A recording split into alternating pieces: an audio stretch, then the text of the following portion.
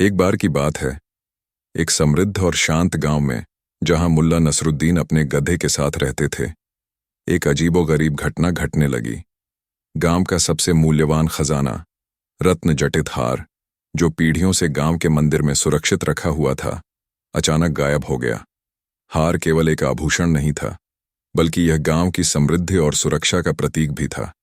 उसकी चोरी ने पूरे गांव में डर और निराशा फैला दी। गांव के मुखिया ने तुरंत एक आपातकालीन बैठक बुलाई। सभी गांव वाले चौपाल पर जमा हुए। उनके चेहरों पर चिंता और क्रोध साफ झलक रहा था। मुखिया ने गंभीर स्वर में कहा, यह हमारे गांव के इतिहास में सबसे काला दिन है। रत्न जटित हार चोरी हो गया है। हमने हर जगह खोज लिया, लेकिन उसका कोई निशान नहीं मिला। गांव के सबसे धनी व्यापारी रहीम, जो अपनी कंजूसी और धूर्तता के लिए जाने जाते थे, तुरंत बोल पड़े, हमें तुरंत सैनिकों को बुलाना चाहिए। यह किसी बाहरी चोर का काम है। वहीं गांव के पुजारी ज्ञानचंद, जो अपनी तपस्या और शांत स्वभाव के लिए प्रसिद्ध थे, बोले, यह किसी दुष्ट आत्मा का काम है। हमें भगवान से प्रार्थना करनी चाहिए। मुल्ला नसरुद्दीन, जो एक कोने में चुपचाप बैठे सब सुन रहे थे, अपने गधे की पीठ खुजाते हुए बोले, दुष्ट आत्मा हो या दुष्ट इंसान, चोरी तो हुई है, लेकिन सवाल यह है कि कोई इतनी सुरक्षा के बावजूद मंदिर में घुसा कैसे और बिना किसी निशान के निकल कैसे गया। सबने मुल्ला की ओर देखा, जैसे वे उनसे कोई जादू की उम्मीद कर रहे हों। मुखिया ने कहा, मुल्ला जी, आप अपनी बुद्धिमत्ता के लिए जाने जाते हैं। क्या आप इस रहस्य को सुलझाने में हमारी मदद कर सकते हैं? मुल्ला ने सिर हिलाया, जरूर, लेकिन मेरा तरीका थोड़ा अलग हो सकता है। मुझे किसी सिपाही या पुजारी की नहीं, बल्कि 3 सबसे ईमानदार लोगों की जरूरत होगी, जो मेरे साथ इस मामले की तह तक जा सकें।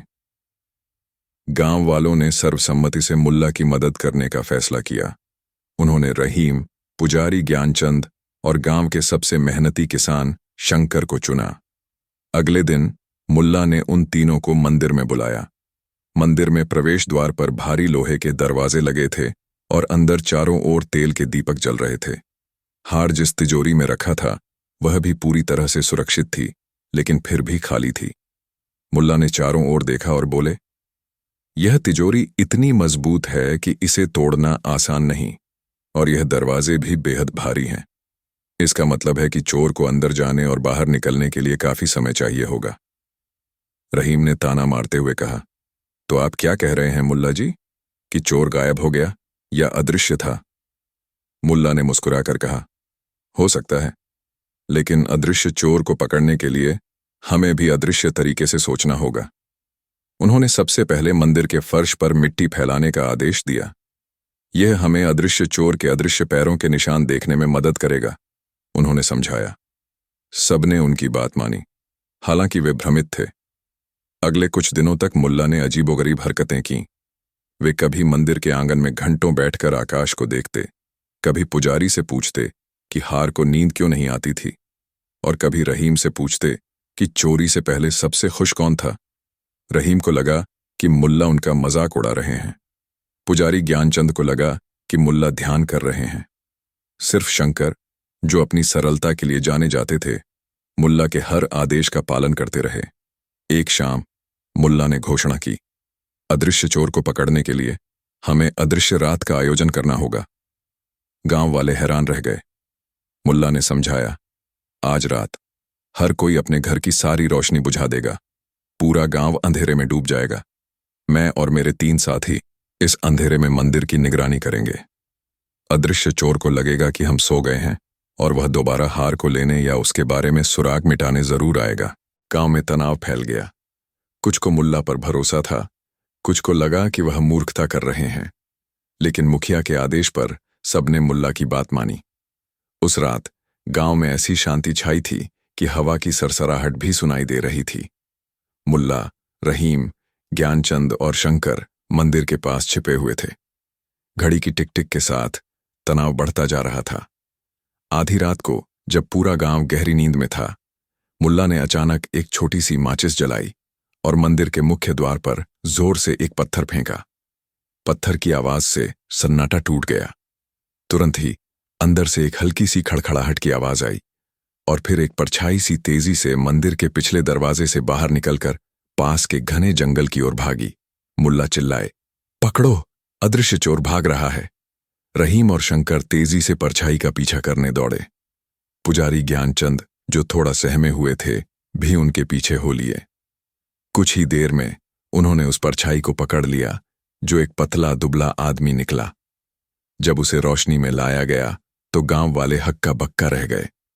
वह कोई बाहरी चोर नहीं था, बल्कि गांव का ही एक गरीब और हमेशा शांत रहने वाला युवक था, जिसका नाम दीपक था। दीपक के चेहरे पर डर और अपराध बोध साफ दिख रहा था। उसके हाथ में एक छोटा सा बैग था, जिसके अंदर रत्न जटित हार चमक रहा था। गांव वाले गुस्से से चिल्लाने लगे, दीपक, तुमने ऐसा कैसे किया? मुल्ला ने अपने गधे को सहलाते हुए कहा, शांत हो जाओ गांव वालों, अदृश्य चोर अब अदृश्य नहीं रहा। अब हमें यह जानना है कि यह अदृश्य कैसे बना। उन्होंने दीपक से पूछा, बताओ, तुमने यह सब कैसे किया और क्यों किया? दीपक ने आंसू बहाते हुए बताया, माफ कर दीजिए मुल्ला जी, मुझे माफ कर दीजिए। मेरी मां बहुत बीमार थी और हमें पैसों की सख्त जरूरत थी। मैं मंदिर के गुप्त रास्तों के बारे में जानता था, क्योंकि मेरे दादाजी मंदिर के पुराने रखवाले थे। मैंने पिछले दरवाजे के पास एक छोटी सुरंग खोदी थी, जो सीधे तिजोरी के नीचे तक जाती थी। मैं उस छोटी सी सुरंग से अंदर गया, हार उठाया और उसी रास्ते से वापस आ गया। कोई निशान इसलिए नहीं मिला क्योंकि मैंने अंदर और बाहर जाते समय अपने कपड़ों से पैरों के निशान मिटा दिए थे और सुरंग का प्रवेश द्वार पत्थरों से ढक दिया था। रहीम ने चौंक कर पूछा, लेकिन मुल्ला जी, आपको कैसे पता चला कि वह अंदर है? मुल्ला ने समझाया, दीपक, तुम हमेशा शांत रहते थे और किसी से ज्यादा बात नहीं करते थे। चोरी के बाद भी तुम सामान्य दिखते थे, लेकिन मैंने देखा कि तुम लगातार मंदिर की ओर देखते थे। जब मैंने मिट्टी बिछाई तो तुम सबसे ज्यादा बेचैन थे, क्योंकि तुम्हें डर था कि तुम्हारे निशान मिल जाएंगे। और जब मैंने अदृश्य रात का ऐलान किया तो मैंने तुम्हारे घर की ओर खास ध्यान दिया। तुम इकलौते थे जिसने इतनी खामोशी से अपने घर की रोशनी बुझाई थी, जैसे तुम किसी चीज को छुपा रहे हो। पत्थर फेंकने से मुझे यकीन हो गया कि चोर अभी भी मंदिर के अंदर या उसके करीब है, शायद ये देखने के लिए कि क्या हो रहा है। और सबसे महत्वपूर्ण बात, मुल्ला ने आगे कहा, जब मैंने सबको अदृश्य चोर को पकड़ने के लिए कहा तो मैंने कहा था कि चोर भाग रहा है। रहीम और शंकर ने तुरंत पीछा किया, लेकिन तुम, ज्ञानचंद, एक क्षण के लिए हिचकिचाए। तुम शायद सोच रहे थे कि यह कैसे हो सकता है कि मुल्ला ने सीधे चोर को पकड़ लिया, क्योंकि तुम दीपक को जानते थे। ज्ञानचंद शर्मिंदा हो गए। उन्होंने स्वीकार किया, हाँ मुल्ला जी, मुझे लगा कि यह कोई भूत प्रेत है, लेकिन दीपक को देखकर मैं थोड़ा असमंजस में पड़ गया था। मुल्ला ने दीपक की ओर देखा और बोले, तुम्हारा अपराध अक्षम्य है दीपक, लेकिन तुम्हारी मजबूरी भी दुखद है। गांव वाले तुम्हें माफ कर सकते हैं, लेकिन तुम्हें अपने कर्मों का प्रायश्चित करना होगा। मुखिया ने फैसला सुनाया कि दीपक को हार वापस करने के बाद गांव की सेवा करनी होगी और उसकी मां के इलाज का खर्च गांव मिलकर उठाएगा। मुल्ला नसरुद्दीन की इस अनोखी बुद्धिमत्ता ने न केवल हार वापस दिलाया, बल्कि गांव को एक अदृश्य चोर के रहस्य से भी छुटकारा दिलाया। उन्होंने यह साबित कर दिया कि सबसे जटिल रहस्यों का हल भी अक्सर सबसे सरल निरीक्षण और अद्वितीय सोच में छिपा होता है। और कभी कभी अदृश्य को देखने के लिए हमें भी थोड़ा अदृश्य सोचना पड़ता है। गांव वालों ने एक बार फिर मुल्ला की असाधारण समझ का लोहा माना। एक बार की बात है, एक दूर देश में, जहां के सुल्तान अपनी न्यायपरायणता और अपने साम्राज्य की विशालता के लिए जाने जाते थे, एक विचित्र समस्या उत्पन्न हो गई। सुल्तान के शाही खजाने में एक विशेष अदृश्य चोगा था, जिसे सदियों से बेहद गोपनीय और सुरक्षित रखा गया था। यह चोगा अदृश्यता प्रदान करने वाला नहीं था, बल्कि इसके बारे में यह किंवदंती थी कि यह पहनने वाले को इतना असामान्य बना देता था कि वह किसी की पकड़ में नहीं आता था, मानो वह अदृश्य ही हो। इसे अंतिम बार 5 दशक पहले एक समारोह में दिखाया गया था, जिसके बाद इसे एक अत्यंत सुरक्षित कक्ष में बंद कर दिया गया था। समस्या यह थी कि हर पूर्णिमा की रात चोगा जिस तिजोरी में बंद था, उसका ताला अपने आप खुला मिलता था और चोगा तिजोरी से गायब होता था, लेकिन अगली सुबह वह फिर से तिजोरी में सुरक्षित रखा मिलता था। किसी ने चोगा पहनकर चोरी नहीं की थी, न ही कोई नुकसान हुआ था। बस यह अजीब व गरीब घटना हर पूर्णिमा को दोहराई जाती थी। महल के सिपाही डर गए थे, वजीर परेशान थे और सुल्तान को लगने लगा था कि यह किसी बुरी आत्मा का काम है जो उनके साम्राज्य पर काली छाया डालना चाहती है। सुल्तान ने पूरे राज्य में ढिंढोरा पिटवाया कि जो कोई भी इस रहस्य को सुलझाएगा उसे सोने के सिक्कों से तौला जाएगा और शाही सम्मान से नवाजा जाएगा। कई बुद्धिमान लोग आए, जासूसों ने अपनी चालें चलीं, लेकिन कोई इस रहस्य को सुलझा नहीं सका। अंत में निराश होकर सुल्तान ने मुल्ला नसरुद्दीन को बुलावा भेजा, जिनकी बुद्धिमत्ता की कहानियां दूर दूर तक फैली हुई थीं। मुल्ला अपने बूढ़े गधे पर सवार होकर सुल्तान के दरबार पहुंचे। उन्होंने सुल्तान की बात बड़े ध्यान से सुनी और मुस्कुराकर बोले, जहां अपना अदृश्य को पकड़ने के लिए अदृश्य आंखों से देखना पड़ता है, मुझे इस रहस्य को सुलझाने के लिए 7 दिन का समय दीजिए। वजीर ने ताना मारते हुए कहा, मुल्ला जी, यह कोई बाजार का मामला नहीं है जिसे आप अपनी कहानियों से सुलझा दें। यह शाही सुरक्षा का मामला है। मुल्ला ने जवाब दिया, वजीर साहब, कभी कभी सबसे बड़े रहस्य भी सबसे साधारण जगह छिपे होते हैं, बस हमें उन्हें सही रोशनी में देखना होता है। मुल्ला ने अपना काम शुरू किया। उन्होंने शाही खजाने के कक्ष का दौरा किया। कक्ष में सिर्फ एक छोटा सा झरोखा था जो हमेशा बंद रहता था। तिजोरी भारी लोहे की थी और उस पर एक जटिल ताला लगा था। उन्होंने तिजोरी के चारों ओर मिट्टी बिछवाई, फिर उस पर पतले धागे फैलाए और झरोखे पर एक विशेष प्रकार की धूल छिड़क दी जो छूने पर निशान छोड़ती थी। सिपाही और वजीर उनके इन अजीब कामों को देखकर हंसते थे। मुल्ला ने रात में कक्ष की निगरानी नहीं की। इसके बजाय वह महल के रसोइये से लेकर माली तक हर किसी से बात करते रहे। वह उनसे पूछते थे, क्या तुम्हें रात में कोई खास आवाज सुनाई देती है? क्या तुम्हें सपने में कभी उड़ता हुआ चोगा दिखा है? क्या तुमने कभी चांदनी को तिजोरी के भीतर जाते देखा है? लोग उन्हें पागल समझते। तीसरे दिन मुल्ला ने सुल्तान से एक अजीबो गरीब मांग की, जहां पनाह मुझे एक खाली कक्ष में 3 दिन तक अकेले रहने की अनुमति दी जाए, जहां कोई रोशनी न हो और मुझे 3 समय का भोजन मिलता रहे। सुल्तान हैरान हुए, लेकिन उन्होंने मुल्ला की बात मान ली। 3 दिन बाद जब मुल्ला को कक्ष से बाहर निकाला गया तो उनकी आंखें अंधेरे की आदी हो चुकी थीं और उनका दिमाग किसी गहरी सोच में डूबा हुआ था। चौथे दिन मुल्ला ने फिर से खजाने के कक्ष का निरीक्षण किया। उन्होंने धागों, मिट्टी और धूल को देखा। उन्होंने फिर से झरोखे पर ध्यान दिया। उन्होंने महल के सबसे पुराने सिपाही को बुलाया और पूछा, यह झरोखा कितना पुराना है? सिपाही ने बताया कि यह महल जितना ही पुराना है। छठे दिन पूर्णिमा की रात थी। सुल्तान, वजीर और सभी सिपाही खजाने के कक्ष के बाहर जमा थे। मुल्ला ने एक शर्त रखी, आज रात कोई भी इस कक्ष में प्रवेश नहीं करेगा, न ही कोई आवाज करेगा। बस सुबह तक इंतजार करें। सुबह हुई। सुल्तान ने कांपते हाथों से तिजोरी खोली। चोगा फिर से अपनी जगह पर था, लेकिन इस बार मुल्ला मुस्कुरा रहे थे। उन्होंने घोषणा की, रहस्य सुलझ गया है।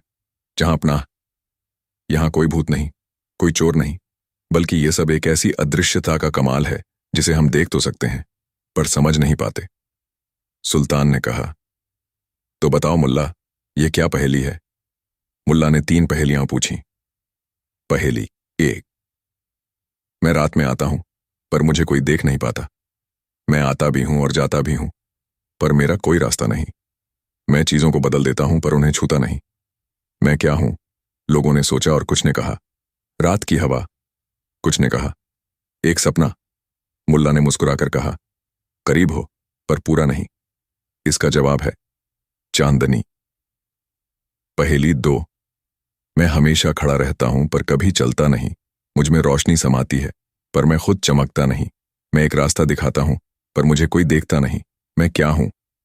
लोगों ने सोचा, दीवार, एक पेड़। मुल्ला ने कहा, इसका जवाब है एक झरोखा या खिड़की। पहेली 3, जो चीज हमेशा वहीं रहती है पर कभी कभी अपनी जगह बदलती हुई दिखती है, वह क्या है? यह पहेली सुनकर सब चुप हो गए। मुल्ला ने फिर समझाया, जहां अपना अदृश्य चोगा गायब नहीं होता, बल्कि एक अद्भुत भ्रम पैदा करता है। यह सब इस झरोखे का कमाल है। मुल्ला ने झरोखे की ओर इशारा किया। जब मैंने कक्ष में मिट्टी और धागे बिछाए तो मैंने देखा कि पूर्णिमा की रात जब चांद अपने शिखर पर होता है तो उसकी रोशनी सीधे इस झरोखे से होकर तिजोरी के ठीक ऊपर पड़ती है। झरोखे की बनावट और उसकी पुरानी कांच ऐसी है कि वह चांदनी को एक विशेष तरीके से अपवर्तित रिफ्रैक्टेड करती है। यह झरोखा दशकों पुराना है और इसकी कांच पर समय के साथ कुछ सूक्ष्म खरोंचें और धब्बे पड़ गए हैं। जब पूर्णिमा की तेज चांदनी इन खरोंचों और धब्बों से गुजरती है तो यह एक प्रकार की प्रकाशिक सुरंग ऑप्टिकल टनल बनाती है। यह सुरंग सीधे चोगे पर पड़ती है और यही वह बिंदु है जहां असली रहस्य छिपा है। चोगा जिस कपड़े से बना है वह बहुत पुराना और विशेष रेशों से बुना हुआ है। जब तीव्र चांदनी उस पर एक विशेष कोण से पड़ती है तो चोगा के रेशों की बुनावट और उसकी सतह पर जम चुकी धूल प्रकाश को इस तरह से बिखेरती है कि चोगा अपने रंग और आकार को पूरी तरह से बदल देता है, या यूं कहिए कि वह अपने परिवेश में घुलता हुआ सा दिखाई देता है। यह एक प्रकार का प्राकृतिक प्रतिरूपण नेचुरल कैमोफ्लेज है जो केवल पूर्णिमा की तीव्र चांदनी और झरोखे के विशिष्ट अपवर्तन के कारण होता है। जो हमें खाली तिजोरी दिखती है वह असल में चोगा ही होता है जो चांदनी की वजह से अपने आसपास के लोहे के रंग में इतना घुल मिल जाता है कि हमारी आंखें उसे देख ही नहीं पाती। और जब सुबह सूरज की रोशनी आती है तो यह भ्रम टूट जाता है और चोगा फिर से अपने असली रूप में दिखाई देता है। अब बात करते हैं तिजोरी के ताले की। ताला खुला मिलता था क्योंकि यह एक मानवीय भूल थी। महल के सबसे पुराने सिपाही ने मुझे बताया कि झरोखा महल जितना ही पुराना है, लेकिन उन्होंने एक बात और बताई जो उन्होंने खुद नहीं पकड़ी थी। उस सिपाही का काम हर पूर्णिमा को एक विशेष तेल से तिजोरी के ताले को साफ करना था ताकि वह जंग न खाए। वह सिपाही इतना बूढ़ा हो चुका था कि हर पूर्णिमा की रात अपनी आदत के अनुसार वह ताले को साफ करता था और भूल जाता था कि उसने उसे खुला छोड़ दिया है। उसकी याददाश्त इतनी कमजोर हो चुकी थी कि उसे लगता था कि उसने ताला बंद कर दिया है। तो अदृश्य चोगा एक प्राकृतिक प्रकाश का भ्रम था और खुला ताला एक पुरानी आदत और कमजोर याददाश्त का परिणाम। सुल्तान और दरबार के सभी लोग मुल्ला की बुद्धिमत्ता पर दांतों तले उंगली दबाए खड़े थे। उन्होंने समझा कि कैसे सबसे जटिल लगने वाली चीज भी अगर सही तरीके से देखी जाए तो सबसे सरल होती है। सुल्तान ने मुल्ला को सोने के सिक्कों से तोला और पूरे दरबार में उनकी बुद्धिमत्ता की प्रशंसा की। मुल्ला ने साबित कर दिया कि एक बार की बात है, एक ऐसे गांव में जहां सूरज की रोशनी सीधी पड़ती थी और हवा में खुशबूदार मिट्टी की सौंधी महक घुली रहती थी, मुल्ला नसरुद्दीन रहते थे। उनके बारे में कहा जाता था कि वे दुनिया के सबसे बुद्धिमान व्यक्ति थे। कोई भी पहेली हो, कोई भी उलझन हो, गांव का हर व्यक्ति अपनी समस्या लेकर उनके पास पहुंच जाता था। उनकी कई बातें अक्सर इतनी गहरी और कभी-कभी इतनी अटपटी होती थीं कि लोग उन्हें समझने में घंटों लगाते थे, लेकिन अंत में हर बार मुल्ला की बात सच निकलती थी। लेकिन एक सुबह जब सूरज की पहली किरणें मुल्ला की झोपड़ी पर पड़ीं तो कुछ अजीब हुआ। मुल्ला नसरुद्दीन अपनी खाट पर उठे, अपनी आंखें मलीं और अपने चारों ओर देखा। उन्हें कुछ भी पहचाना हुआ नहीं लगा। ये झोपड़ी किसकी है? मैं कौन हूं? उनके दिमाग में एक खालीपन था, जैसे किसी ने उनकी सारी पुरानी यादों को एक बड़े बोरे में भरकर दूर फेंक दिया हो। उन्हें अपना नाम तक याद नहीं था। सामने बंधा उनका प्यारा गधा भी उन्हें एक अजीब सा प्राणी लगा। यह कौन है और यहां क्यों बंधा है? उन्होंने खुद से पूछा। मुल्ला नसरुद्दीन को समझ नहीं आ रहा था कि उनके साथ क्या हुआ है। वह धीरे धीरे अपनी झोपड़ी से बाहर निकले। गांव के लोग अपनी रोजमर्रा की जिंदगी में व्यस्त थे। एक बच्चा भागा हुआ उनके पास आया। मुल्ला जी, मुल्ला जी, मेरी बिल्ली पेड़ पर फंस गई है और नीचे नहीं उतर रही है। आप ही कोई रास्ता बताएं। मुल्ला ने बच्चे को देखा। उसे कुछ समझ नहीं आया कि यह बच्चा उनसे क्या कह रहा है। बिल्ली? पेड़? मैं? उन्होंने हकलाते हुए पूछा। बच्चा थोड़ा निराश हुआ। अरे मुल्ला जी, आप तो सब जानते हैं, अब मेरी बिल्ली को कैसे उतारूं? मुल्ला जी को कुछ सूझा नहीं। उन्होंने आसपास देखा। एक बड़ा पत्थर पड़ा था। उन्होंने बिना सोचे समझे वह पत्थर बच्चे को पकड़ा दिया। ये लो, इससे बिल्ली को डराओ, शायद डर कर उतर जाए। बच्चे ने पत्थर लिया और पेड़ के पास जाकर डराने लगा। कुछ देर बाद बिल्ली डर कर नीचे कूद गई और भाग गई। बच्चा खुशी से चिल्लाया, मुल्ला जी, आपने फिर कमाल कर दिया, शुक्रिया, और भाग गया। मुल्ला जी हैरान थे। मैंने क्या किया? ये तो बस एक पत्थर था। उन्हें समझ नहीं आ रहा था कि लोग उनसे क्या उम्मीद करते हैं और वे अनायास ही जो कुछ कर रहे हैं वह क्यों काम कर रहा है। दिन बीतते गए और गांव की समस्याएं मुल्ला जी तक पहुंचती रहीं। एक दिन गांव के कुएं का पानी अचानक सूख गया। यह गांव का एकमात्र पीने के पानी का स्रोत था। पूरे गांव में हाहाकार मच गया। गांव के मुखिया, वजीर और सभी गांव वाले मुल्ला जी की झोपड़ी के बाहर जमा हो गए। मुल्ला जी, मुल्ला जी, कुआं सूख गया है, हमारी प्यास कैसे बुझेगी? आप ही कोई रास्ता दिखाएं। मुखिया ने चिंता से कहा। मुल्ला जी ने अपने माथे पर हाथ फेरा। उन्हें कुआं, पानी या अपनी बुद्धिमत्ता कुछ भी याद नहीं था। उन्होंने अपने गधे की ओर देखा, जो हमेशा उनके साथ रहता था। गधे ने अपनी बड़ी बड़ी आंखें उठाईं और मुल्ला की ओर देखा, मानो कह रहा हो, अब क्या करोगे मालिक? कुआं? मुल्ला जी ने धीरे से कहा। यह क्या होता है? गांव वाले एक दूसरे को देखने लगे। मुल्ला जी मजाक कर रहे हैं, वजीर ने फुसफुसाते हुए कहा। वे जरूर हमें परख रहे हैं। मुल्ला जी को कुछ समझ नहीं आ रहा था, लेकिन उन्होंने देखा कि लोग कितने परेशान हैं। उन्होंने उठने की कोशिश की, लेकिन उन्हें बहुत कमजोरी महसूस हुई। मुझे वहां जाना होगा, उन्होंने स्पष्ट रूप से कहा। गांव वाले मुल्ला को कुएं तक ले गए। कुआं सचमुच सूखा पड़ा था। उसकी तलहटी में दरारें साफ दिख रही थीं। मुल्ला जी ने कुएं के चारों ओर देखा। उन्हें लगा कि यह जगह अजीब है। उनके दिमाग में कोई विचार नहीं आ रहा था, सिवाय एक अस्पष्ट बेचैनी के। क्या तुम्हें कुछ याद आ रहा है मुल्ला जी? मुखिया ने पूछा। मुल्ला ने सिर हिलाया। याद? मुझे बस इतनी याद है कि मुझे कुछ मीठा खाने का मन कर रहा है। गांव वाले फिर से एक दूसरे को देखने लगे। जरूर मुल्ला जी हमें कोई पहेली दे रहे हैं, एक बूढ़े व्यक्ति ने कहा। कुएं के पानी और मीठे का क्या संबंध हो सकता है? मुल्ला जी को कुछ याद नहीं आ रहा था कि वे पहले कैसे सोचते थे, लेकिन उनकी पुरानी आदतें अभी भी मौजूद थीं। उन्होंने धीरे धीरे कुएं के चारों ओर घूमना शुरू किया। उनकी नजर एक टूटे हुए मटके पर पड़ी, जो कुएं के पास एक पत्थर के नीचे दबा था। मटका बिल्कुल साधारण था, लेकिन मुल्ला को न जाने क्यों उसमें कुछ खास लगा। ये क्या है? उन्होंने पूछा। ये तो बस एक पुराना मटका है मुल्ला जी, वजीर ने कहा। न जाने कितने सालों से यहीं पड़ा है। मुल्ला ने अपनी छड़ी उठाई और मटके को धीरे से खिसकाया। मटके के नीचे जमीन थोड़ी नम थी। मुल्ला जी को यादों का कोई झोंका तो नहीं आया, लेकिन उनके अंदर एक अजीब सी उत्सुकता जाग गई। उन्होंने उस नम जगह पर अपनी उंगली से मिट्टी खोदी। उनके दिमाग में कोई योजना नहीं थी, कोई बुद्धिमत्ता नहीं थी। बस एक खोजी की सहज वृत्ति थी, जिसे वे खुद नहीं पहचानते थे। गांव वाले उन्हें देखते रहे, सोचते रहे कि मुल्ला जी क्या कर रहे हैं। मुल्ला जी क्या खोज रहे हैं? एक युवा ने पूछा। शांत रहो, मुल्ला जी की हर हरकत में कोई गहरा राज छिपा होता है, एक बूढ़ी महिला ने कहा। मुल्ला जी ने खोदी हुई मिट्टी को उठाया और उसे सूंघा। फिर उन्होंने अपना सिर उठाया और कुएं से थोड़ी दूर एक छोटे से टीले की ओर देखा, जहां कुछ सूखे पेड़ खड़े थे। उस टीले के आसपास की जमीन भी थोड़ी नम दिख रही थी, जबकि बाकी सब जगह सूखी थी। क्या वहां कुछ हो सकता है? मुल्ला जी ने अस्पष्ट रूप से कहा। गांव वाले उस टीले की ओर देखने लगे। वहां तो हमेशा से ही सूखे पेड़ रहे हैं मुल्ला जी, मुखिया ने कहा।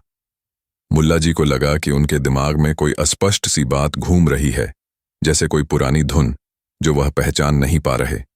उन्होंने उस टीले की ओर चलना शुरू किया। गांव वाले उनके पीछे पीछे चल पड़े, ये सोचते हुए कि मुल्ला जी जरूर कोई महान रहस्य सुलझाने वाले हैं। टीले पर पहुंचकर मुल्ला जी ने फिर से उस नम जमीन को छुआ। उन्हें अपने हाथों में एक अजीब सी ठंडक महसूस हुई। अचानक उनके दिमाग में एक हल्का सा विचार कौंधा। पानी रास्ता बदलता है। यह सिर्फ एक शब्द था, एक अधूरी याद, लेकिन उसने उनके अंदर कुछ जगाया। उन्होंने गांव वालों से कहा, खोदो, यहां खोदो। गांव वाले एक दूसरे को देखने लगे। मुल्ला जी, यहां तो कभी पानी नहीं मिला। वजीर ने आपत्ति जताई। खोदो, मुल्ला जी ने अचानक जोर से कहा, जैसे कोई पुरानी शक्ति उनमें वापस आ गई हो। उनकी आंखों में एक चमक थी, जिसे गांव वालों ने उनकी बुद्धिमत्ता की निशानी समझा। गांव वालों ने फावड़े और कुदाल उठाए और उस जगह पर खोदना शुरू किया। वे सोचते रहे कि मुल्ला जी ने इस वीरान जगह पर खुदाई क्यों करवाई है। 10 मिनट, 20 मिनट, आधा घंटा, पसीना बहाते हुए वे खोदते रहे। अचानक फावड़े से एक नरम जमीन की आवाज आई और फिर पानी की एक पतली धारा फूट निकली। थोड़ी ही देर में वहां से तेजी से पानी का एक सोता फूट पड़ा, जो जमीन से बाहर निकल आया और एक छोटा सा नया जलाशय बनने लगा।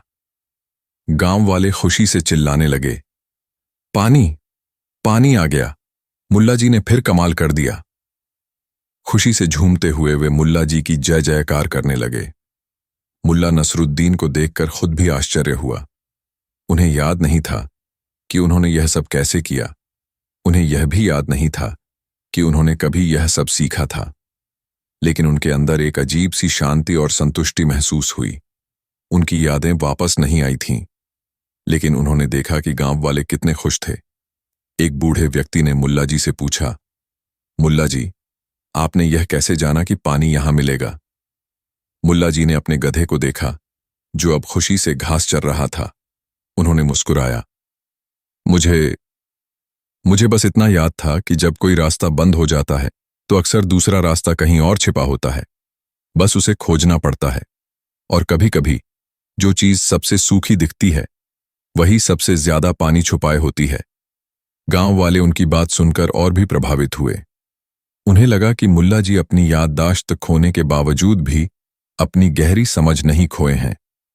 मुल्ला नसरुद्दीन को अपनी यादें पूरी तरह वापस नहीं मिलीं, लेकिन उन्हें यह एहसास जरूर हुआ कि शायद असली बुद्धिमत्ता सिर्फ यादों में नहीं, बल्कि दुनिया को देखने और समस्याओं को सुलझाने के उस सहज तरीके में होती है जो उनकी रग रग में बसा था। और कभी कभी अपनी यादों को भूल जाना भी हमें नए तरीकों से सोचने पर मजबूर कर देता है। और यही चीज उन्हें दुनिया में सबसे अनोखा बनाती थी। गांव वालों ने उन्हें भूली हुई यादों का मुल्ला कहना शुरू कर दिया और उनकी कहानियां और भी दूर दूर तक फैल गईं। एक बार की बात है, एक ऐसे विशाल और समृद्ध साम्राज्य में, जहां के सुल्तान अपनी न्यायपरायणता और अपने शाही खजाने की अनोखी वस्तुओं के लिए विश्व विख्यात थे। उस साम्राज्य के एक कोने में एक छोटा सा गांव था, जहां मुल्ला नसरुद्दीन अपने प्यारे गधे और कभी कभी भटकने वाले विचारों के साथ रहते थे। मुल्ला जी की ख्याति इतनी दूर दूर तक फैली थी कि जब भी कोई अनसुलझी पहेली या गहरा रहस्य सामने आता तो लोग कहते, अगर मुल्ला नसरुद्दीन भी इसे न सुलझा पाए तो समझो इसका कोई हल ही नहीं है। सुल्तान के शाही खजाने में एक अमूल्य वस्तु थी, शाही नीलम। यह केवल एक रत्न नहीं था, बल्कि यह माना जाता था कि यह नीलम साम्राज्य की खुशहाली और सुरक्षा का प्रतीक था। नीलम इतना चमकदार था कि रात में भी अपनी नीली आभा बिखेरता था। इसे एक अभेद्य तिजोरी में एक विशेष कक्ष में रखा गया था, जिसकी रखवाली के लिए सबसे वफादार सिपाही तैनात थे। परंतु एक काली रात, जब पूर्णिमा का चांद अपने पूरे शबाब पर था, एक ऐसी घटना घटी जिसने पूरे महल को हिला दिया। अगली सुबह जब मुख्य वजीर तिजोरी का निरीक्षण करने पहुंचे तो उन्होंने देखा कि तिजोरी खुली हुई थी और अंदर से शाही नीलम गायब था। महल में हाहाकार मच गया। सुल्तान गुस्से और निराशा से लाल हो गए। उन्होंने तुरंत अपनी सेना के सबसे सख्त और तेज तर्रार सेनापति कप्तान बहादुरगढ़ को बुलाया। कप्तान बहादुरगढ़ ने हर पत्थर पलट दिया, हर कोने की तलाशी ली, हर सिपाही से पूछताछ की, लेकिन कोई सुराग नहीं मिला। तिजोरी में जबरदस्ती घुसने का कोई निशान नहीं था, न ही कोई खिड़की टूटी थी, न ही कोई दरवाजा। चोर आया कैसे और गया कैसे, यह एक अबूझ पहेली बन गई थी। थक हार कर सुल्तान ने मुल्ला नसरुद्दीन को बुलावा भेजा। जब मुल्ला अपने गद्दे पर सवार होकर महल पहुंचे तो उनके साथ एक और जीव था, एक दुबला पतला भूरे रंग का लेकिन बेहद चौकस कुत्ता, जिसे मुल्ला प्यार से कॉम्पाम गपशपान बुलाते थे। गपशप अक्सर मुल्ला के पीछे पीछे घूमता रहता था और उसकी सबसे अनोखी बात यह थी कि वह तभी भौंकता या गुर्राता था जब उसे कुछ असामान्य लगता था। कप्तान बहादुर गढ़ ने मुल्ला और उनके कुत्ते को देखकर अपनी नाक सिकोड़ी। जहां अपना, क्या हम एक कुत्ते से चोर पकड़वाएंगे? यह तो हमारा मजाक है। मुल्ला ने मुस्कुराकर कहा, कप्तान साहब, कभी कभी वे आंखें ज्यादा देख लेती हैं जिन्हें हम तुच्छ समझते हैं, और वे कान ज्यादा सुन लेते हैं जिन्हें हम अनसुना कर देते हैं। मुल्ला ने सबसे पहले खजाने के कक्ष का दौरा किया। गपशप उनके पीछे पीछे अपनी पूंछ हिलाता हुआ गया। कक्ष में प्रवेश करते ही गपशप ने धीरे से गुर्राना शुरू कर दिया और अपनी नाक जमीन पर रगड़ते हुए इधर उधर सूंघने लगा। वह एक जगह पर आकर रुक गया, तिजोरी के ठीक सामने फर्श पर, जहां एक मामूली सी खरोंच थी जिसे किसी ने ध्यान नहीं दिया था। गपशप ने उस जगह को जोर जोर से सूंघा और फिर एक अजीब सी आवाज निकाली, जैसे वह किसी को चेतावनी दे रहा हो। मुल्ला ने ध्यान से उस खरोंच को देखा। वह बहुत हल्की थी, इतनी कि केवल वही देख सकता था जो जानता था कि क्या देखना है। उन्होंने अपनी छड़ी से उस खरोंच को छुआ और फिर अपने हाथ को अपनी नाक के पास ले गए। उन्हें एक बहुत ही हल्की, लगभग अदृश्य सी लेकिन अनोखी गंध महसूस हुई। यह क्या है मुल्ला जी? वजीर ने पूछा। क्या कुत्ते ने कुछ पाया है? मुल्ला ने जवाब दिया, गपशप ने हमें एक बहुत पुराना रहस्य बताया है वजीर साहब, लेकिन इसे समझने के लिए हमें एक अलग प्रकार के प्रकाश की जरूरत होगी। मुल्ला ने अगले दिन पूरे महल में एक घोषणा करवाई। शाही नीलम को जिसने भी चुराया है वह खुद एक पहेली बन गया है। आज शाम को सुल्तान एक विशेष आत्मनिरीक्षण भोज का आयोजन कर रहे हैं। इस भोज में हर कोई अपने हाथों से भोजन करेगा और भोजन के बाद एक विशेष शाही अनुष्ठान होगा। यह सुनकर सब हैरान थे। चोरी और भोज का क्या संबंध? शाम को महल के सबसे बड़े हॉल में भोज का आयोजन हुआ। सुल्तान, वजीर, कप्तान बहादुरगढ़ और सभी दरबारी मौजूद थे। भोज में स्वादिष्ट पकवान थे, लेकिन मुल्ला ने आदेश दिया था कि किसी को चम्मच या कांटे का इस्तेमाल नहीं करना है। हर कोई अपने हाथों से खा रहा था और गपशप मुल्ला के पैरों के पास बैठा था, कभी कभी गुर्राता, कभी कभी शांत। भोज समाप्त होने के बाद मुल्ला उठे। जहां पनाह, भोज तो समाप्त हो गया, लेकिन रहस्य अभी भी अनसुलझा है। इस रहस्य को सुलझाने से पहले मैं आपसे एक पहेली पूछना चाहता हूं, जो स्वयं शाही नीलम के बारे में है और जो मुझे एक ज्ञानी ऋषि ने कुछ दिन पहले बताई थी। पहेली 1। मैं जल से पैदा होता हूं, पर जल मेरा घर नहीं, मैं रोशनी में चा। इसके बाद मुल्ला ने कहा, अब आत्मनिरीक्षण का समय है, हर कोई अपने हाथ आगे बढ़ाए। सभी ने अपने हाथ आगे बढ़ाए। मुल्ला ने ध्यान से हर हाथ को देखा।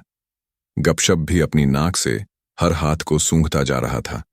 अचानक गपशप एक दरबारी के पास रुका, जिसका नाम रायचंद था, जो अपनी विद्वत्ता और धूर्तता के लिए जाना जाता था।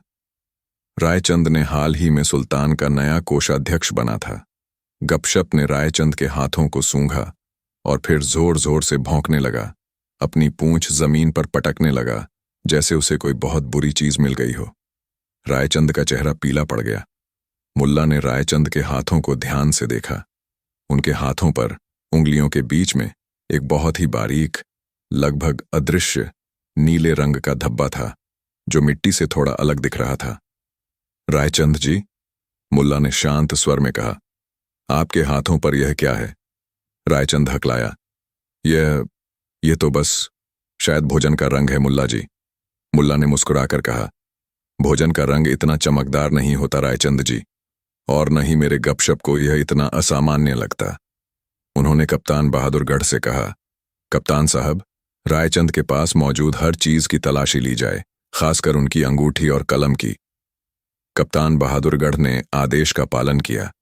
रायचंद की जेब से एक छोटी सी बारीक नक्काशी वाली कलम निकली। जब कप्तान ने उस कलम को खोला तो उसके भीतर एक छोटा सा गहरा छेद था और उस छेद में कुछ फंसा हुआ था। जब उसे बाहर निकाला गया तो वह स्वयं शाही नीलम वारिश था। पूरा दरबार सन्न रह गया। रायचंद को पकड़ लिया गया। लेकिन यह कैसे हुआ मुल्ला जी? सुल्तान ने पूछा। और गपशप ने यह सब कैसे पहचाना? मुल्ला ने समझाया, जहां पनाह, चोर ने जबरदस्ती तिजोरी नहीं तोड़ी थी। रायचंद, जो कोषाध्यक्ष होने के नाते तिजोरी की चाबियों तक पहुंच रखते थे, उन्होंने एक चाल चली। उन्होंने तिजोरी के अंदर एक विशेष चूहा छोड़ा, एक छोटा प्रशिक्षित चूहा, जिसकी पूंछ पर एक बारीक चिपकने वाला धागा बंधा था। नीलम अपनी आभा से चमकता था और चूहे को उस चमक की ओर आकर्षित किया गया। चूहे ने नीलम को अपने मुंह से उठाया और उसे उस धागे के सहारे तिजोरी के नीचे एक छोटी सी दरार से बाहर निकाला। तिजोरी के नीचे वही मामूली सी खरोंच थी जिसे गपशप ने सूंघा था। वह चूहे के नाखूनों से बनी थी। रायचंद ने नीलम को उसी रात एक विशेष नीले रंग के लेप से ढक दिया था ताकि उसकी चमक छिप जाए और वह पकड़ा न जाए। लेकिन उस लेप की एक बारीक परत उनके हाथों पर रह गई थी, जो केवल गपशप की तेज सूंघने की शक्ति ने पकड़ी। और जिस कलम में उन्होंने नीलम को छिपाया था, वह विशेष रूप से उसी के लिए बनाई गई थी। भोज का उद्देश्य यह था कि हर कोई अपने हाथों से खाए, ताकि अगर किसी के हाथों पर कोई निशान हो तो वह भोजन के बहाने छिप न पाए और गपशप अपनी सहज वृत्ति से चोर को पहचान सके। कप्तान बहादुरगढ़ ने अपनी गलती स्वीकार की और मुल्ला को सलाम किया। सुल्तान ने मुल्ला को सोने के सिक्कों से तोला और गपशप को शाही दावत दी। मुल्ला ने अंत में कुछ और पहेलियां पूछते हुए अपनी बात समाप्त की। पहेली 2। मैं बोलता नहीं, पर हर राज्य जानता हूं। मेरी कोई आंख नहीं, पर मैं सब कुछ देखता हूं। मुझे कोई छू नहीं सकता, पर मैं सबका बोझ उठाता हूं। मैं क्या हूं? उत्तर, समय। पहेली 3। मैं चीजें तोड़ता नहीं, पर उन्हें बदल देता हूं। मुझे कोई देख नहीं पाता, पर मैं सबको दिख जाता हूं। मैं क्या हूं? उत्तर, एक विचार या एक झूठ। पहेली 4। मेरा सिर है पर दिमाग नहीं, मेरी पूंछ है पर शरीर नहीं। मैं क्या हूं? उत्तर, एक सिक्का। मुल्ला नसरुद्दीन की बुद्धिमत्ता ने एक बार फिर साबित कर दिया कि सबसे जटिल रहस्य भी अगर सही तरीके से देखे जाए तो सुलझाए जा सकते हैं। और कभी-कभी एक छोटे से सामान्य से कुत्ते की समझदारी बड़े बड़े दरबारियों की समझदारी से कहीं ज्यादा गहरी साबित होती है। एक बार की बात है, एक ऐसे समृद्ध और शक्तिशाली साम्राज्य में जहां सूरज हमेशा न्याय और समृद्धि के प्रतीक के रूप में चमकता था, मुल्ला नसरुद्दीन अपनी अद्वितीय बुद्धिमत्ता और कभी-कभी अटपटे लगने वाले हास्य के लिए जाने जाते थे। उनके दरबार में हर समस्या का समाधान, हर पहेली का हल मिल जाता था और अक्सर उनके प्यारे भूरे कुत्ते गपशप की मदद से, जिसकी समझदारी कई दरबारियों से कहीं ज्यादा थी। गपशप केवल तभी गुर्राता या भौंकता था जब उसे कुछ असामान्य लगता था। एक शुभ दिन पूरे महल में उत्साह का माहौल था। पड़ोसी राज्य विक्रांतपुर से एक विशेष दूत आने वाला था, जो सुल्तान के लिए एक महत्वपूर्ण संदेश और एक अनमोल उपहार लेकर आ रहा था। यह संदेश इतना गुप्त था कि इसे एक विशेष शाही हाथी पर सवार होकर भेजा जा रहा था। समय पर दूर से एक विशालकाय अलंकृत हाथी आता दिखाई दिया, जिसके शरीर पर सुंदर नक्काशीदार शाही वस्त्र थे और माथे पर सोने का टीका चमक रहा था। हाथी की पीठ पर एक सुंदर मखमल से ढकी हौदा थी, जिसमें एक आदमी बैठा था। यह आदमी था विक्रांतपुर का विश्वसनीय दूत मकरंद, जो अपनी सौम्यता और विनम्रता के लिए विख्यात था। लेकिन मकरंद के चेहरे पर एक अजीब सी बेचैनी थी, जिसे केवल मुल्ला नसरुद्दीन ने ही अपनी तेज नजरों से भांपा। हाथी दरबार में दाखिल हुआ। उसकी धीमी गंभीर चाल से जमीन कांप रही थी। गपशप, जो हमेशा मुल्ला के पैरों के पास बैठा रहता था, अचानक खड़ा हो गया। उसके कान खड़े हो गए और उसने धीरे धीरे गुर्राना शुरू कर दिया। उसकी आंखें सीधे हाथी के पैरों और उसके बाद मकरंद पर टिकी थीं। यह असामान्य था। गपशप कभी जानवरों पर यूं गुर्राता नहीं था। सुल्तान ने उठकर दूत का स्वागत किया। स्वागत है मकरंद, तुम हमारे लिए क्या संदेश लाए हो? मकरंद हौदे से उतरा और उसने सम्मानपूर्वक झुककर कहा, जहां पनाह, मैं विक्रांतपुर के महाराजा की ओर से एक गुप्त संदेश और एक अनमोल उपहार लेकर आया हूं। संदेश यह है कि महाराजा आपसे मित्रता का प्रस्ताव करते हैं और उपहार के रूप में उन्होंने आपको ज्ञान वृक्ष का मोती भेजा है, जो केवल हमारे राज्य के सबसे गहरे जंगलों में मिलता है। मकरंद ने एक छोटा सुंदर लकड़ी का बक्सा सुल्तान को सौंपा। सुल्तान ने जब बक्सा खोला तो अंदर एक चमकदार, गोल, हल्के हरे रंग का मोती था, जो एक अद्भुत आभा बिखेर रहा था। यह अद्भुत है, सुल्तान ने कहा। हम विक्रांतपुर के महाराजा के इस मित्रता प्रस्ताव को सहर्ष स्वीकार करते हैं। लेकिन मुल्ला नसरुद्दीन अभी भी शांत बैठे थे। उनकी आंखें कभी गपशप पर, कभी हाथी पर और कभी मकरंद पर टिकी थीं। गपशप अभी भी धीमी आवाज में गुर्रा रहा था और उसकी नाक लगातार कुछ सूंघ रही थी। मुल्ला ने देखा कि मकरंद अपने दाहिने हाथ से अपनी बाईं हथेली को लगातार रगड़ रहा था, जैसे वह किसी चीज को मिटाना चाहता हो। मुल्ला ने अपनी छड़ी उठाई और उठ खड़े हुए। जहां पनाह, मैं क्षमा चाहता हूं, लेकिन इस संदेश और इस उपहार में कुछ अदृश्य छिपा है, जिसे मेरी आंखें तो नहीं देख पा रही हैं, लेकिन मेरा कुत्ता और मेरी अंतरात्मा महसूस कर रही है। कप्तान बहादुरगढ़, जो हमेशा मुल्ला को शक की निगाह से देखते थे, ताना मारते हुए बोले, मुल्ला जी, क्या अब एक कुत्ता हमें बताएगा कि क्या सही है और क्या गलत, और यह अदृश्य क्या है? मुल्ला ने मुस्कुराकर कहा, कप्तान साहब, कभी कभी सबसे बड़े सत्य सबसे छोटी चीजों में छिपे होते हैं और उन्हें देखने के लिए हमें अदृश्य देखना पड़ता है। मुल्ला ने सुल्तान से एक अजीबोगरीब अनुरोध किया, जहां पनाह, मैं चाहता हूं कि आज रात इस हाथी को शाही अस्तबल में न रखा जाए, बल्कि इसे दरबार के ठीक सामने खुले आंगन में बांधा जाए। और हां, मकरंद जी, आपकी थकान मिटाने के लिए आपको एक विशेष कक्ष में ठहराया जाए, जहां कोई रोशनी न हो और आपको पूरा आराम मिल सके। सुल्तान ने मुल्ला की बात मान ली, हालांकि वे पजल्ड थे। मकरंद थोड़ा असहज दिखा, लेकिन उसने आपत्ति नहीं की। अगले दिन सुबह जब सुल्तान और सभी दरबारी दरबार में जमा हुए, तो मुल्ला ने घोषणा की, जहां अपना, मैंने पूरी रात इस रहस्य पर विचार किया है और मेरे गपशप ने भी मुझे कुछ अनकही बातें बताई हैं। इस रहस्य को सुलझाने से पहले मैं आपसे कुछ पहेलियां पूछना चाहता हूं, जो इस अदृश्य से संबंधित हैं। पहेली 1, मैं विशाल हूं पर मेरी सोच नहीं, मैं भारी हूं पर मेरा मन हल्का नहीं, मैं एक रास्ता दिखाता हूं पर मैं खुद चल नहीं पाता, मेरी पीठ पर बैठे लोग अक्सर कुछ छुपा जाते हैं, मैं कौन हूं? दरबारियों ने सोचा। वजीर ने कहा, यह हाथी है मुल्ला जी, वह विशाल है, भारी है, रास्ता दिखाता है और उसकी पीठ पर लोग सवारी करते हैं। मुल्ला ने मुस्कुराया, बिल्कुल सही वजीर साहब, लेकिन इसकी पीठ पर बैठने वाला भी कुछ छुपा सकता है। पहेली 2, मैं चीजों को छिपाता हूं पर मैं खुद छिप नहीं पाता, मैं हमेशा सच नहीं कहता पर मैं हमेशा बोला जाता हूं, मैं एक उपहार हूं पर मेरा इरादा नेक नहीं हो सकता, मैं क्या हूं? यह सुनकर दरबार में सन्नाटा छा गया। कुछ ने कहा, एक झूठ, कुछ ने कहा, एक रहस्य। मुल्ला ने कहा, इसका जवाब है एक संदेश। मुल्ला ने अपनी छड़ी उठाई और सीधे मकरंद के पास गए। मकरंद जी, मुझे आपकी एक बात पर बहुत संदेह है। आप इतने विनम्र और सौम्य दिखते हैं, लेकिन कल रात आपने आराम के कक्ष में मुझे जो अदृश्य संदेश भेजा, वह ठीक नहीं था। मकरंद चौंक गया। मुल्ला जी, मैंने आपको कोई संदेश नहीं भेजा और मुझे याद नहीं कि मैंने आपसे कोई बात की हो। मुल्ला ने फिर मुस्कुराया। यही तो अदृश्य संदेश था मकरंद जी। जब मैंने आपसे अंधेरे कक्ष में आराम करने को कहा, तो आपने अदृश्य रूप से मुझे बताया कि आप अंधेरे से डरते हैं या कम से कम असहज महसूस करते हैं, जबकि एक सच्चा और साहसी दूत अंधेरे से नहीं डरता। आपने जानबूझकर अंधेरे कक्ष की मांग की थी ताकि रात में कोई आपको कुछ करते हुए देख न पाए। अब मैं सुल्तान से एक और अनुरोध करता हूं, कृपया इस हाथी को दरबार में फिर से लाया जाए, लेकिन इस बार इसके शरीर पर ढके सभी शाही वस्त्र हटा दिए जाएं। सुल्तान ने आदेश दिया। जब हाथी को दोबारा लाया गया और उसके सभी वस्त्र हटाए गए, तो एक हैरान कर देने वाला दृश्य सामने आया।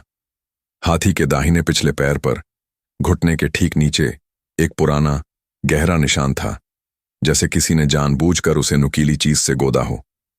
और उस निशान के ठीक ऊपर त्वचा के रंग से मिलता जुलता एक छोटा बंद किया हुआ चमड़े का थैला चिपकाया हुआ था, जिसे शाही वस्त्रों ने छिपा रखा था।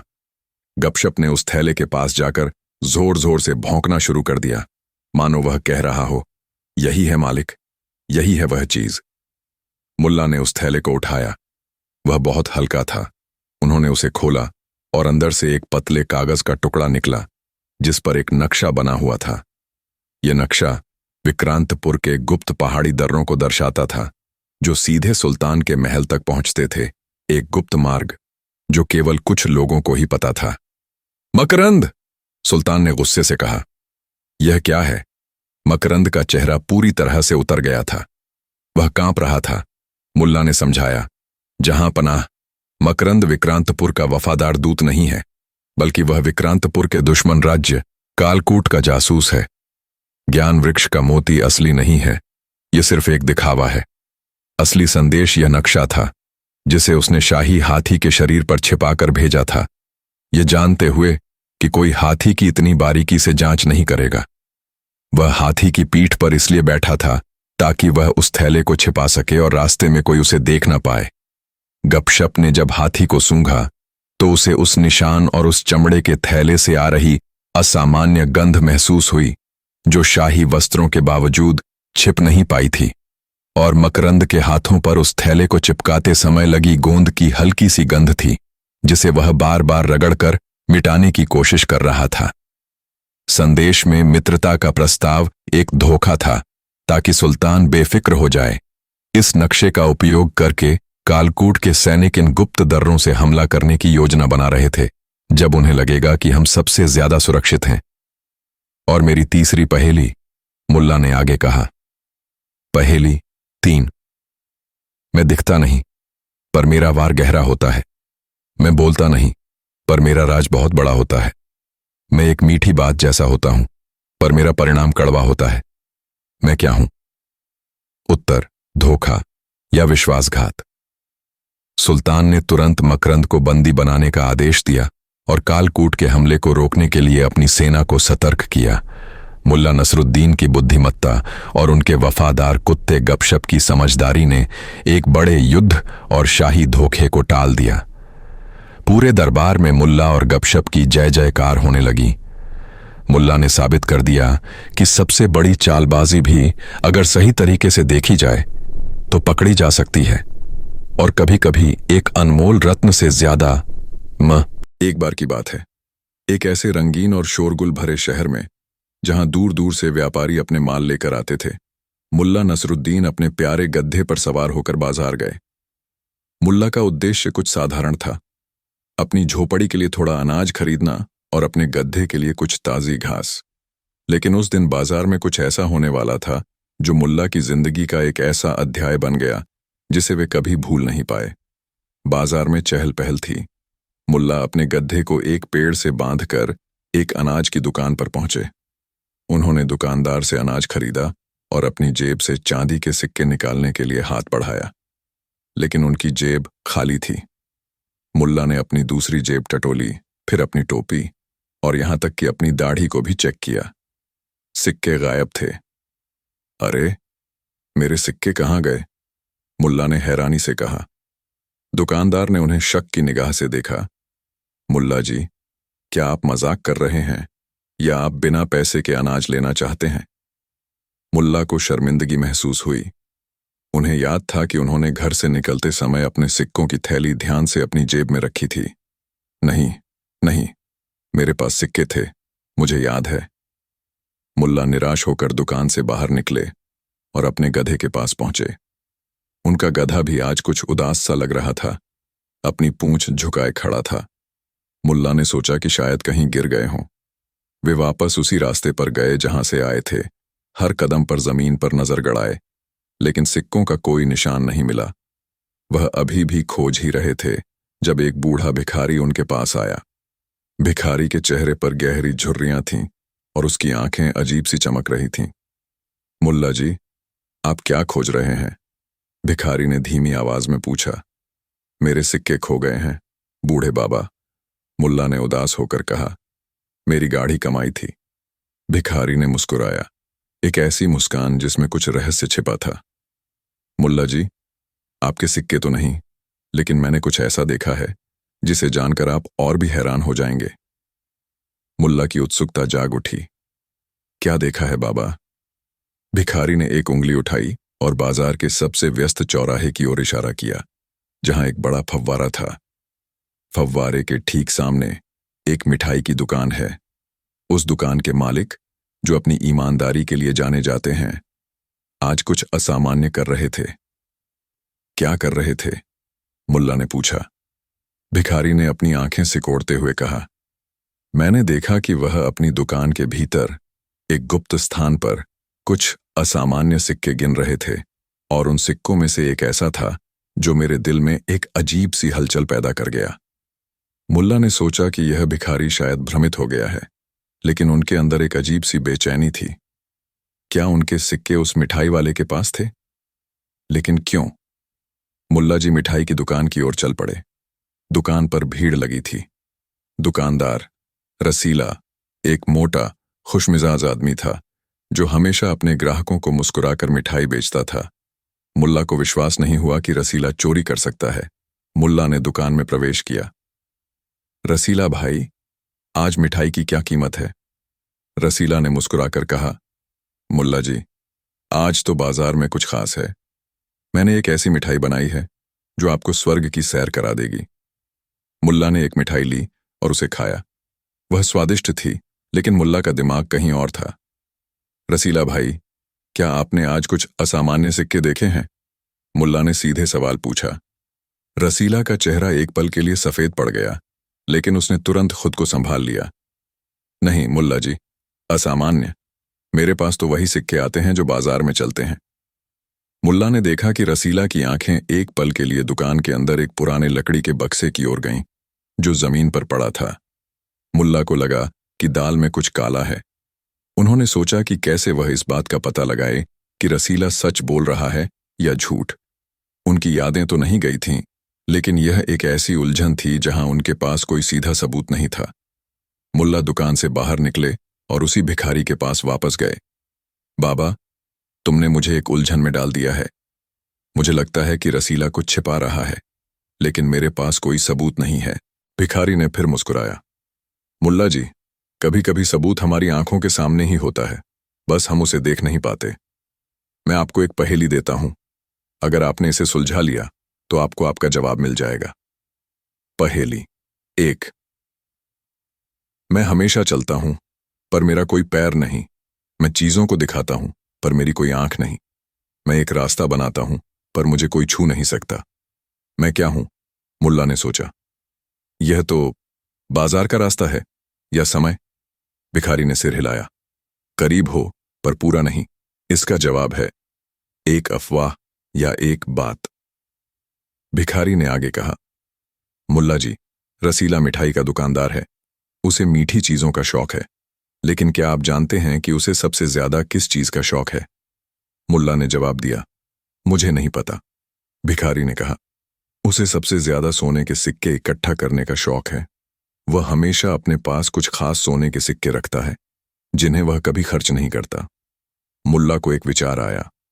उन्होंने भिखारी को धन्यवाद दिया और फिर से बाजार में घूमने लगे। वह हर दुकान पर गए, हर किसी से बात की, लेकिन उनकी आंखें एक चीज पर टिकी थीं, लोगों के हाथों पर। शाम हो गई। बाजार खाली होने लगा था। मुल्ला फिर से मिठाई की दुकान पर पहुंचे। रसीला दुकान बंद करने की तैयारी कर रहा था।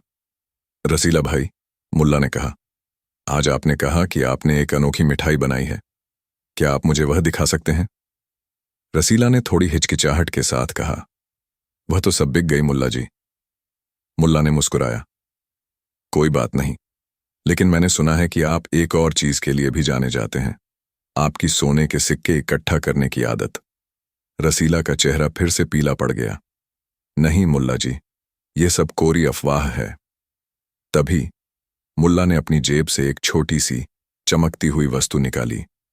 यह एक छोटा लोहे का चुंबक था, जिसे वह अपने साथ रखते थे।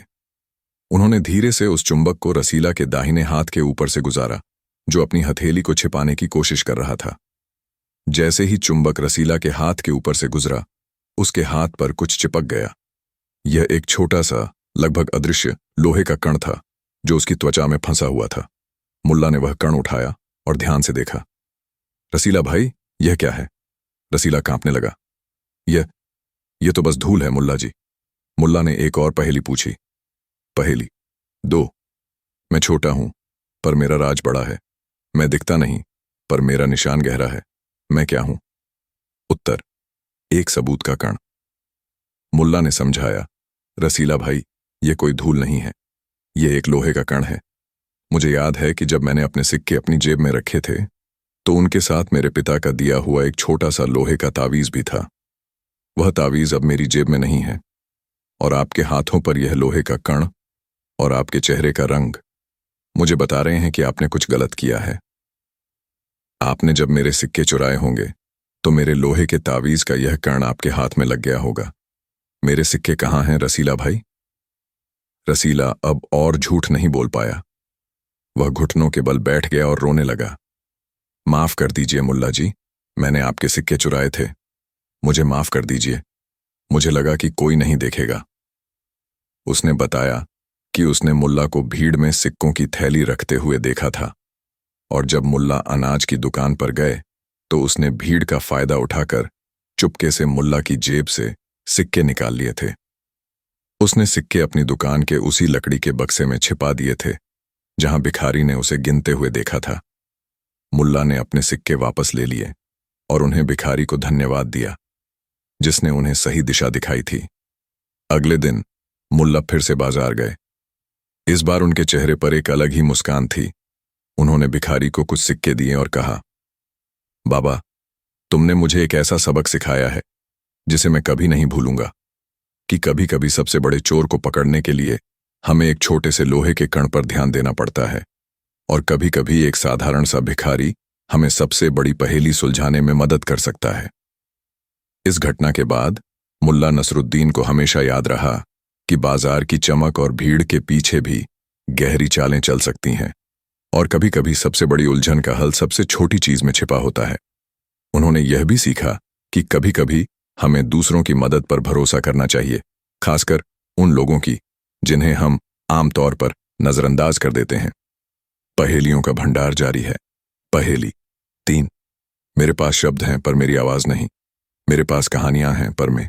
एक बार की बात है, एक ऐसे विशाल और समृद्ध साम्राज्य में जहां के सुल्तान अपनी न्यायपरायणता और अपने शाही खजाने की अनोखी वस्तुओं के लिए विश्व विख्यात थे, उस साम्राज्य के एक कोने में एक छोटा सा गांव था जहां मुल्ला नसरुद्दीन अपनी अद्वितीय बुद्धिमत्ता और कभी-कभी अटपटे लगने वाले हास्य के लिए जाने जाते थे।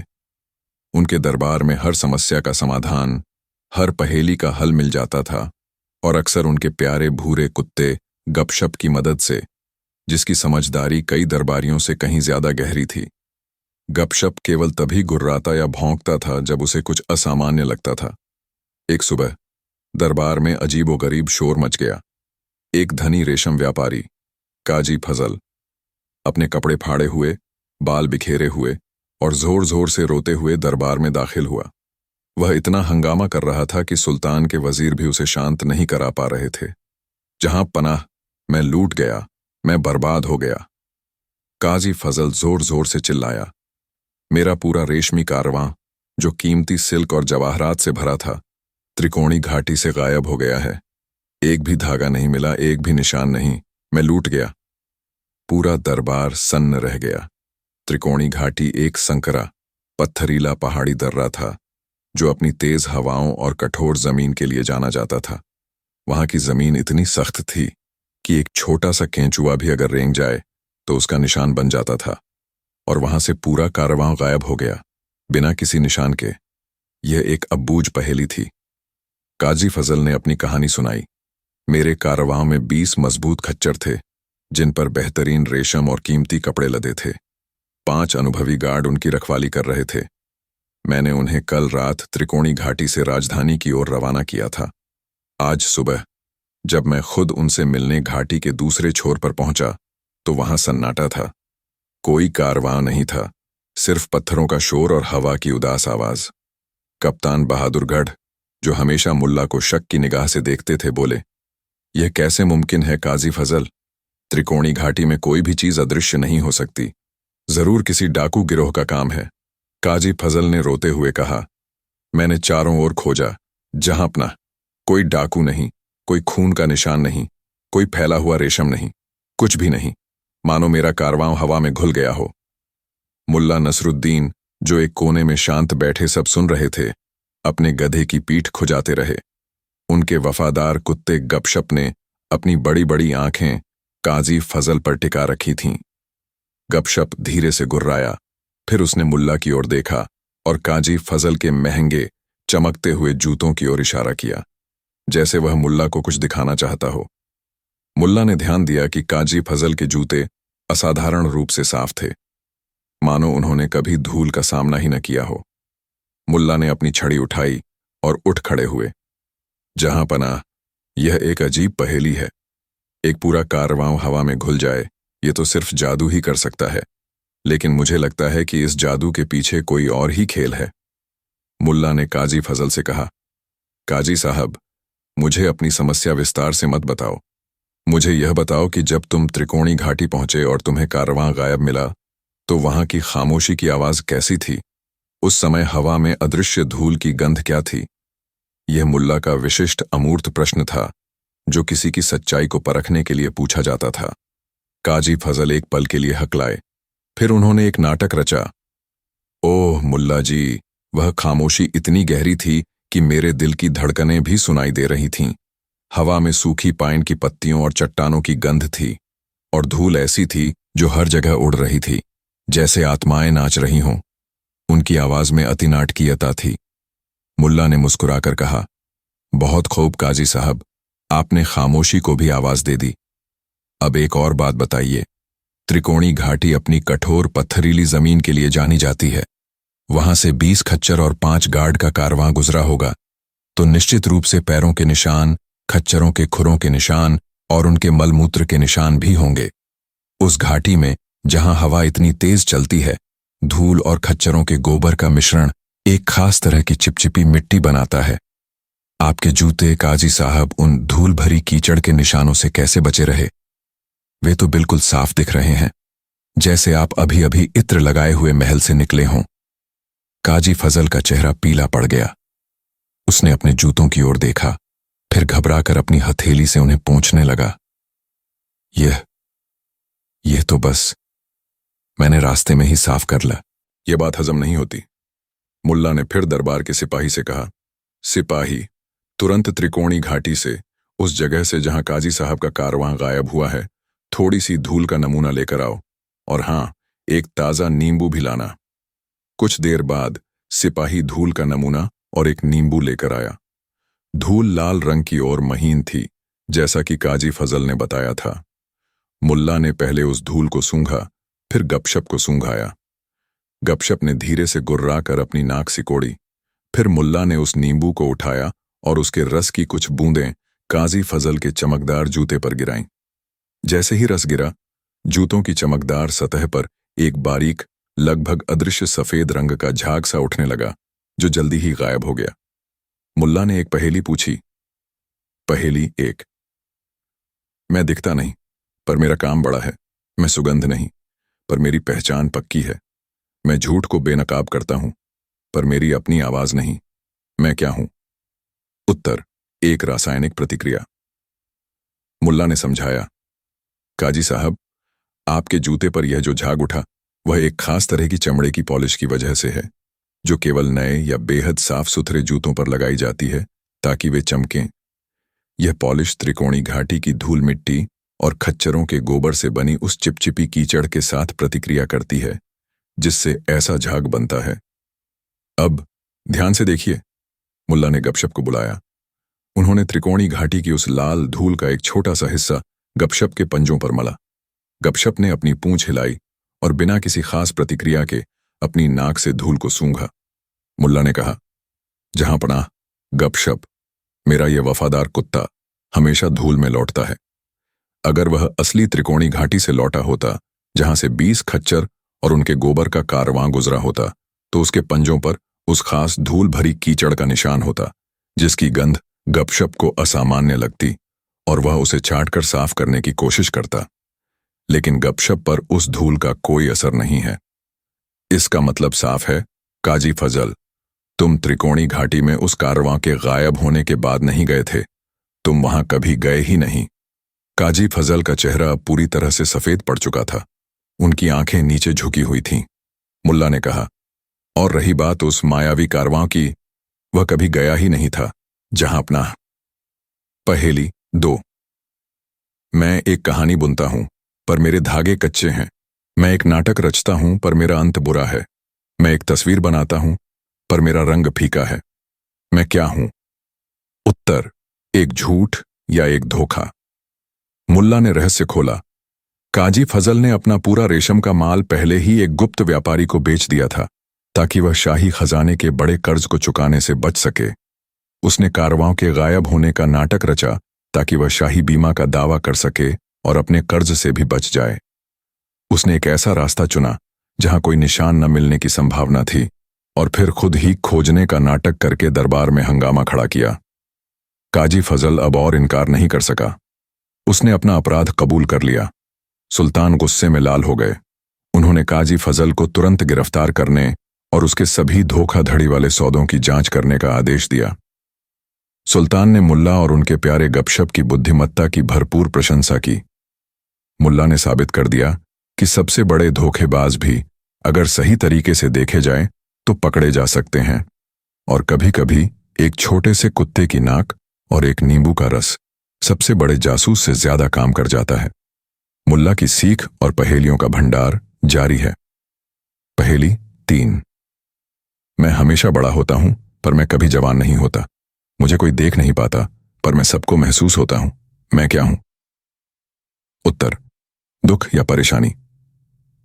पहेली 4। मेरा कोई शरीर नहीं पर मैं कपड़े पहनता हूं। मेरा कोई मुंह नहीं पर मैं सब कुछ जानता हूं। मैं क्या हूं?